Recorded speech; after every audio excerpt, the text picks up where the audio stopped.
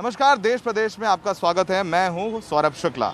इस वक्त हम लोग कांग्रेस के मुख्यालय में हैं और पूरा कांग्रेस के मुख्यालय में आप देख सकते हैं कन्हैया कुमार की तस्वीरें लगी हैं। उन्होंने आज सीपीआई छोड़कर कांग्रेस का दामन थाम लिया है। उनके साथ युवा गुजरात के विधायक जिग्नेश मेवानी भी कांग्रेस में शामिल हुए। उनको शामिल कराते वक्त रणदीप सुरजेवाला मौजूद थे और साथ ही साथ जब शामिल हुए कन्हैया कुमार तो उन्होंने मीडिया से बात करते हुए कहा कि कन्हैया की कांग्रेस बड़ा जहाज है, उसे बचाना है, वरना विपक्ष की छोटी पार्टियां भी नहीं बचेंगी। उन्होंने कहा कि जब विपक्ष कमजोर होता है तो सत्ता तानाशाही रुख अपना लेती है। कन्हैया कुमार ने अपने खास अंदाज में बीजेपी पर हमला बोला और कहा कि एक सोच का वर्तमान और भविष्य खराब कर रही है।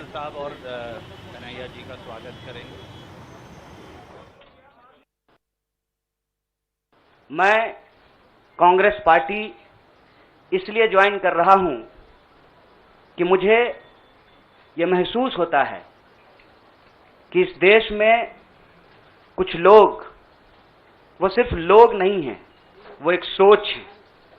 वो इस देश की सत्ता पे न सिर्फ काबिज हुए हैं, इस देश की चिंतन परंपरा, संस्कृति, इसका मूल्य, इसका इतिहास, इसका वर्तमान और इसका भविष्य खराब करने की कोशिश कर रहे हैं।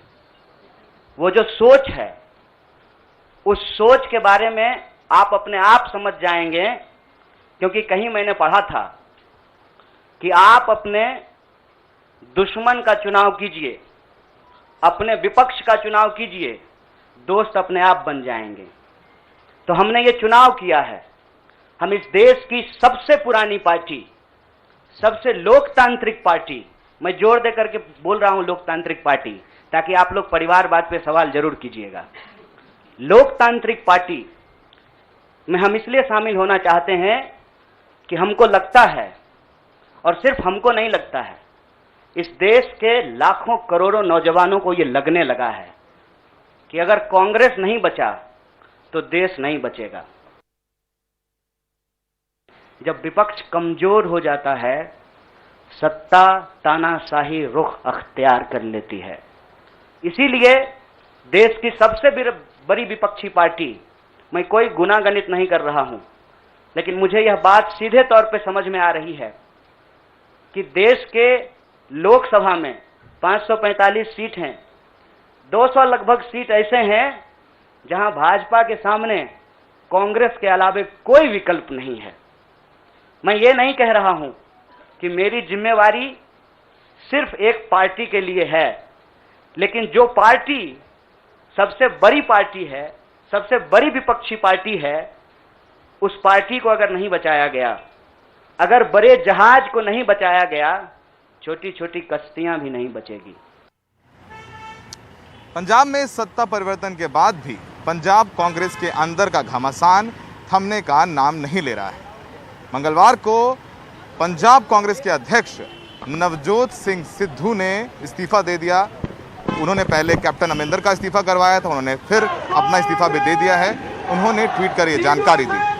बाद में उन्होंने सोनिया गांधी, जो राष्ट्रीय अध्यक्ष है कांग्रेस की, उनको पत्र लिखा है। उस पत्र में सिद्धू ने कहा है कि इंसान का पतन समझौते से होता है। मैं कांग्रेस के भविष्य और पंजाब की भलाई के एजेंडे से कभी समझौता नहीं कर सकता, इसलिए मैं प्रदेश कांग्रेस कमेटी के अध्यक्ष पद से इस्तीफा देता हूं।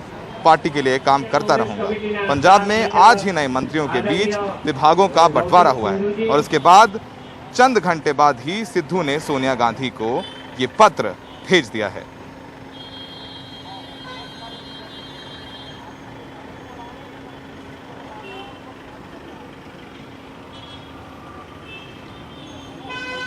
नवजोत सिंह सिद्धू के इस्तीफे के बाद पंजाब कैबिनेट मंत्री रजिया सुल्ताना ने भी अपना इस्तीफा दे दिया है। वो पंजाब के मलेरकोटला से विधायक हैं।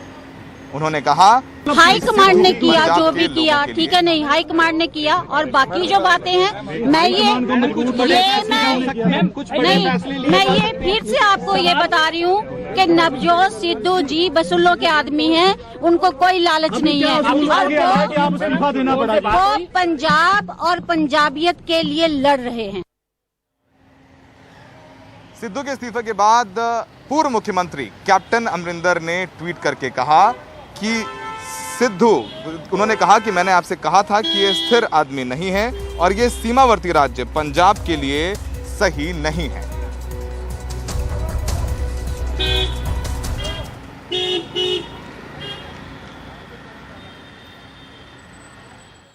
मैंने कहा था अबे यार आदमी अनस्टेबल है और उसने आप ही दिखा दिया कि उसने आज रेजिग्नेशन कर दिया। आपने पहले कहा था कि he is not a stable mind और वो Punjab do stand by it and I say absolutely I don't tweet unless I mean it and what is my tweet you can quote. आपको लगता है कि उनकी वजह से ही आपको अपना पोस्ट गंवाना पड़ा, आपको इस्तीफा देना पड़ा? नहीं, वो गलत फैसला था। That was nothing to do with Sidhu. Sidhu को जब मैं कह रहा हूँ कि अनस्टेबल तो उसको ने कोई रिएक्शन तो होगा ही, कुछ क्या कहा होगा, मैंने किसी को कुछ नहीं कहा। यहाँ किससे किससे मिलने का प्रोग्राम है? यहाँ पर यहाँ मैं घर जाऊंगा, सामान इकट्ठा करूंगा और मैं पंजाब जाऊंगा कल को। क्या अमित शाह से मिलना? सिद्धू के इस्तीफे के बाद अब आपकी क्या? अरे I am not meeting any politician, मैंने आपको कह दिया किसी पॉलिटिशियन को मैं नहीं मिल रहा, कोई पॉलिटिकल एक्टिविटी नहीं है। मैं कपूरथला हाउस जो चीफ घर है उसको खाली करने के लिए आया हूं। सिद्धू के इस्तीफे के बाद अब आप क्या, आप ये क्या रोल है? ये आप AICC से पूछिए। तो सवाल ये है कि नवजोत सिंह सिद्धू ने इस्तीफा क्यों दे दिया? उनका मन की बातें हो रही थी, कैप्टन अमरिंदर को हटा दिया गया था, वो कांग्रेस के प्रमुख थे। कुछ कारण जो सामने आए हैं उसके मुताबिक सिद्धू मंत्रिमंडल विस्तार से नाराज थे। वो कुछ मंत्रियों के चयन से नाखुश थे। राणा गुरजीत सिंह को मंत्री बनाए जाने से नाराज थे। इकबाल प्रीत सिंह सहोता को DGP बनाए जाने से नाराज भी बताए जा रहे हैं। APS देओल को एडवोकेट जनरल बनाने से भी वो नाराज हैं। 2-3 महीने पहले मैं एक बयान दिता सी कि मिस ਜਿਹੜਾ नवजोत सिद्धू है आप मिसगाइडेड मजाइल है।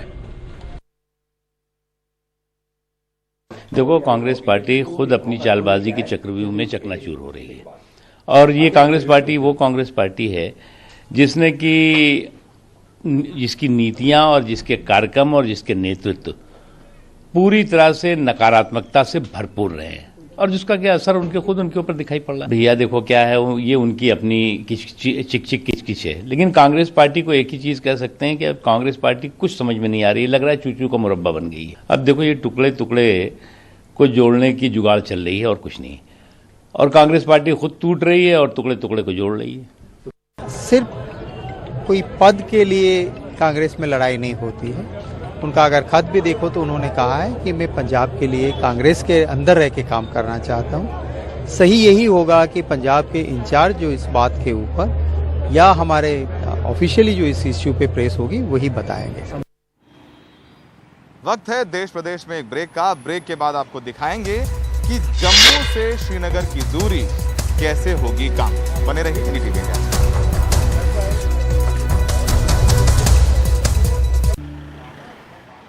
देश प्रदेश में ब्रेक के बाद आपका स्वागत है। अब आप बर्फ के मौसम में भी जम्मू कश्मीर जाकर के सोनमर्ग में बर्फबारी का आनंद ले सकते हैं। जेड मोड सुरंग के जरिए अब ये संभव होने जा रहा है। आपको बता दें कि जोजिला सुरंग के जरिए ठंड में श्रीनगर को लद्दाख से जोड़ने की भी कोशिश चल रही है। आज केंद्रीय परिवहन मंत्री नितिन गडकरी खुद जम्मू कश्मीर पहुंचे और उन्होंने वहां पर सुरंग के निर्माण कार्य का जायजा लिया। देखिए हमारे सहयोगी परिमल कुमार की ये रिपोर्ट।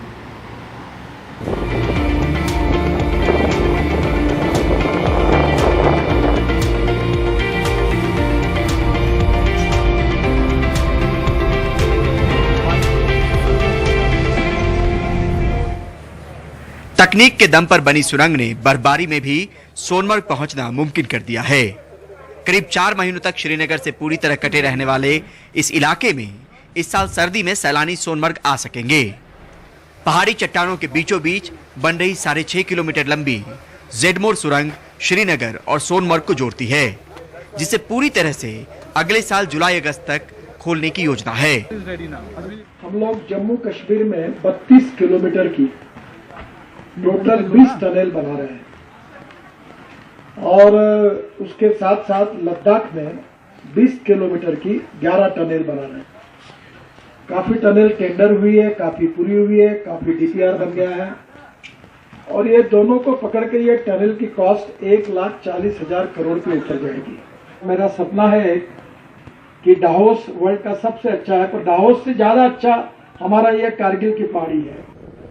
पहले साल के 6 महीने बर्फ की मोटी मोटी परतें लेह लद्दाख और श्रीनगर को बाकी जगहों से अलग कर देती थी, पर करीब 14 किलोमीटर लंबी जोजिला सुरंग साल भर गाड़ियों की रफ्तार और ट्रैफिक की आवाजाही को बरकरार रखने में मददगार होगी। गडकरी ने कहा कि कंपनी को इसे तैयार करने का टारगेट दिसंबर 2023 तक का दिया गया है। जोजिला सुरंग 11,500 फुट की ऊंचाई पर बनाई जा रही एशिया की सबसे लंबी सुरंग है। इस सुरंग को बनाने में पहाड़ के ऊपर 2 वर्टिकल शाफ्ट से भी एंट्री ली गई है। फौज, पर्यटकों और स्थानीय निवासियों के लिए यह सुरंग मील का पत्थर साबित होगी। हमने कश्मीर देखा है क्या? तो हमने कहा नहीं, तो बोला यहाँ क्यों आ रहे? बोले पहले कश्मीर देखो फिर यहाँ आओ। उन्होंने कहा था it is 1000 time better than Switzerland. तो ये पोटेंशियल है, तो बहुत बड़े प्रमाण पर काफी टूरिस्ट आएंगे और उसका सबसे बड़ा फायदा यहाँ के युवा लोगों को रोजगार मिलेगा। और वो टनल एशिया की सबसे लंबी टनल है। सेना के लिहाज से भी रसद पहुंचाना आसान होगा।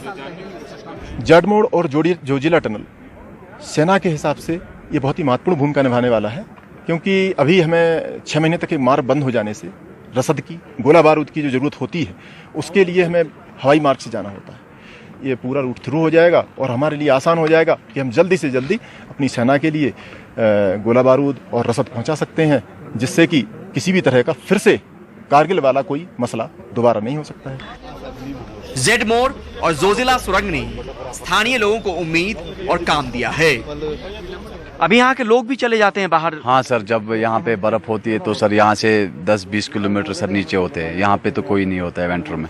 मतलब खाना बदोश जिंदगी, मतलब घर होते हुए घर छोड़ना पड़ता है। घर छोड़ना पड़ता है सर। रोजी रोजगार को तो इससे बहुत फर्क पड़ता है सर। अब इससे बहुत फायदा आएगा टनल बनने से। तो आप लोग कहाँ चले जाते हैं रोजी रोजगार छोड़ के इस इलाके से? फिर तो हम यहाँ से सर हमको बाहर भागना पड़ता है काम के लिए, क्योंकि यहाँ पे सब बंद होता है, ना टूरिस्ट आते हैं ना कुछ, तो इसलिए फिर अब तो इससे बहुत फायदा आएगा सर। बदलते वक्त के साथ बदलते हालात की ये मांग थी। इससे इलाकों के फासले भी घटेंगे और सीमा पर तैनात फौज को भी मदद मिलेगी। तकनीक के दम पर सफलता की नई गाथा गढ़ते इस सुरंग का सामरिक महत्व भी है और सोच में समृद्धि भी। जम्मू कश्मीर से परिमल कुमार, एनडीटीवी इंडिया।